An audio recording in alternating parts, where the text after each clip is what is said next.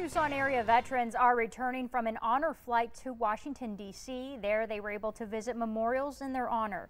The vets touched down at the Tucson International Airport today. News 4 Tucson's Alex Dote was there and has the story. It's new at 10. This all may not look like much now, just a typical airport terminal, but there were hundreds of people here, all to welcome home these 67 veterans.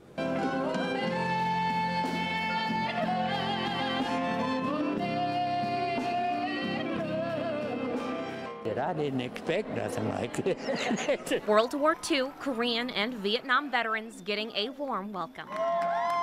Chuck Harkins is 85. His family says he's been on the honor flight waiting list for years. Now he's not waiting, but reminiscing. The Korean Memorial, first class. It brought tears to my eyes. And the way I looked at some of these photos, I've lived it. And it hurt me. It really brought tears to my eyes.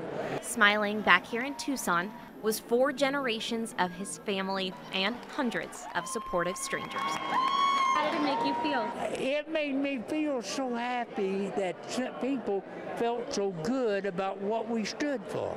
Standing for freedom. We are free. That freedom didn't come cheap. A sentiment felt by the 66 other honor flight veterans and their guardians, people on the trip making sure the heroes stay safe. Stephen Westby was one of them. You got to see people who may or may not have been told thank you when they got back. I was. When I got back from Iraq, you had people lining the streets to say thank you. These guys didn't all get that. There's not a lot of stuff like this out there anymore, and it's really cool to see people come together to help the folks that came before us. That's the reason we're here, is those guys. This was the 23rd Honor Flight Southern Arizona. Chuck hoping many more are to come. Honor flight is great. They need to keep it up, because these guys are getting older, and they're dedicated to this country. And Tucson is dedicated to them. Honor Flight Southern Arizona has now taken 785 veterans on this trip of a lifetime. I'm Alex Dote, News 4.